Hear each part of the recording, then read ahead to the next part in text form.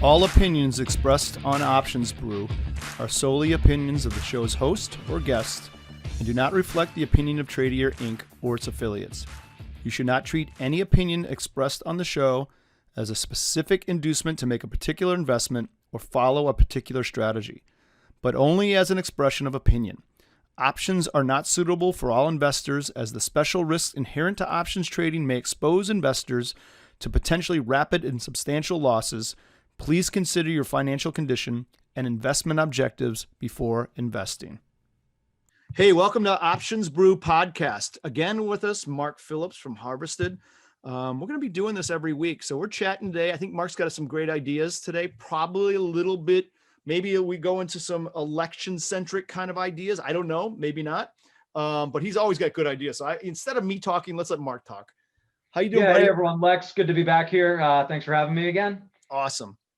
Yeah, so this week, one of the things that I think we're looking at that's pretty interesting is what's going on in the QQQs. I like that because it's a broad marketplace. So like you say, there's definitely some election uncertainty going on there, but it's also got that tech component to it, right? And I think we've heard some rhetoric, particularly out of the Democratic side of the House, that they might be looking at more regulation for big tech, and that's causing some choppy volatility in the name. Okay, good. And QQQs for everyone is, you know, it's the PowerShares QQQ Trust, right? A lot of technology in there, tech heavy. So I got to believe Apple and Amazon and those kind of stocks are probably in this index. Is that sort of, or ETF, I should say? Sorry, is that accurate? Exactly. They're going to be dominating the lion's share of the price movement here. And, Okay. Those are the big names that we're hearing, potential regulation falling down on the Googles, Amazons, Apples of the world. Got it. Okay, good. So that's a really popular product, I think. I got to believe there's tons of volume in that. Tons of volume. It's regularly one of the top 2 or 3 out there, along with SPY. So no issues, folks, with liquidity. What we mean by that is when you're trading options, nice to have nice, tight, liquid markets. So there's a lot of activity, a lot of interest. And we absolutely see that in the Qs. Safe to say, right, Mark? Absolutely. And I think that's a great segue because the trade that we're going to talk about today is a multi-legged trade. Okay. And one of the things when you're looking at doing a butterfly, like we're about to talk about, like getting in and out of that, if you start seeing nickel and dime wide spreads, you're going to give up a lot of edge to trade that. But in the Qs, you're a penny wide across all these strikes. So you can really get in at a nice, clean level. Okay, great. Do you have something specific you want to talk about? Why don't we get right into it? Let's do it.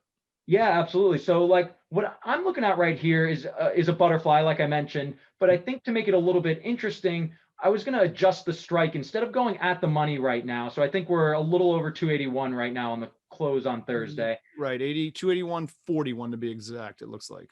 Okay. So if you shift that butterfly down a little bit, that's actually where we're going to be targeting some price movement here. Okay. So to make it a little bit interesting, we're going to target the 275 level here. Okay. And I think the reason why we want to do that is because looking out over the past month, that 275 is kind of right in the middle of where stock has been settling. So if we're going to pick a price target for this butterfly, I want to aim right at the middle of where stock's been settling. Okay, great. Let's have a look at a graph. How's that sound? Yeah, that's perfect. Okay, let's start. I don't want to have to go through the whole redo of that, but it's a really important point. Okay, so we're looking at a QQQ graph. This is probably a 3-month, I think, but we're kind of checking out this section right here. So this is the beginning of September-ish, let's call it. Sound right? Yep, so about the beginning of September there. Yeah. So what Mark's talking about is right in this area here, kind of hits the middle of that zone. That's the 275 area, right? And that's what we're talking about. Exactly. So we're zoning in. A butterfly has its max profit potential right at that middle strike. Okay. So we want, if we put on the 275 fly, we want QQQs at the end of next week to land right at 275. That's where we're going to see our biggest payout. All right, let's do a little thing on the butterfly real quick. Butterfly, you go ahead and explain it. So it's a 1 to 2 to 1 ratio. Okay, so we're buying, in this case, we're doing the long butterfly, I guess. We're buying the outer strikes and we're selling 2 of the middle strike. Okay, so that's why we want that stock to settle on that middle strike where our short exists, because that's where our maximum profit could exist. Is that all accurate? Bingo. And what's great about the butterfly is that it's a short volatility trade, but you enter it for a debit. So you're going to pay to put this trade on, and you're going to have a defined risk of exactly the amount you pay for this trade right now. but you're betting that the market is going to move less than the options are implying. You're betting that the market's going to settle down right there at your 275 target price. Awesome. So let's take a look at this. I have it on the screen here. So what I've done is I've put in the long 285 leg, right? The other long is the 265 leg, and the two shorts that I put in for this butterfly are the 275. That's how we wanted to set this up. And that exists right here. Long one, short two, long one. And then our debit is a two. In this case, it came up 277. Now you could obviously fudge that a little bit if you wanted to have a nice even price. That all looks clean, Mark?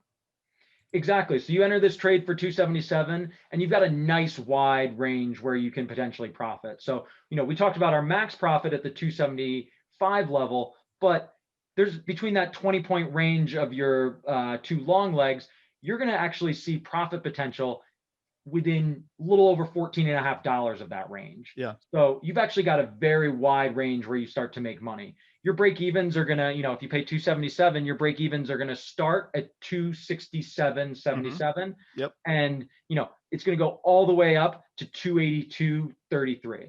Right. Sorry, So somewhere in here, that space is break even. So if you look at this, we're paying, let's call it $3, roughly. We'll make the math easy.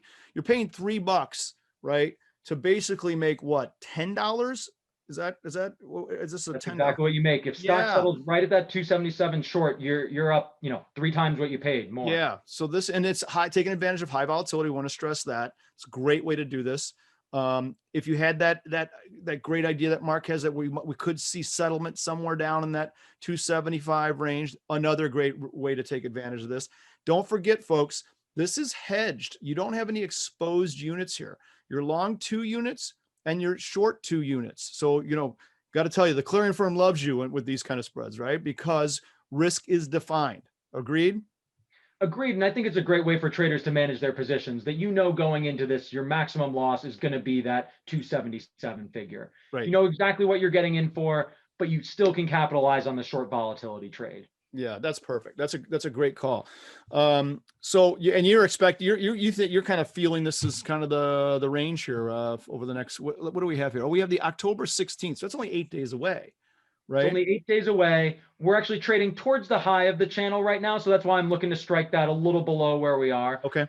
But then volatility has also been relatively elevated. We talked about some of that rhetoric, whether it's Trump potentially delaying the stimulus negotiations until after the election, whether it's some of this regulation, like all of that has been a lot of saber rattling right now. And so, one of the things we like to say as traders is buy the news and sell the fact.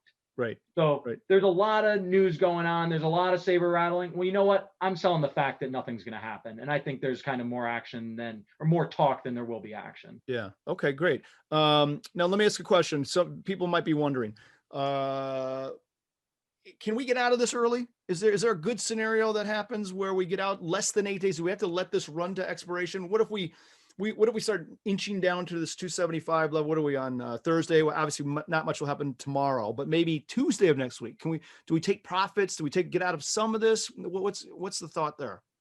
It's a really good question. I think we'd have to really see a volatility crush before the take profit opportunity would come. That's one of the fun things about theta decay is it's not perfectly linear, right? We're not going to lose a little bit of that every single day. Where we're really going to see that theta come off is in the Thursday and Friday of next week. So It really does need to settle around there come that Friday.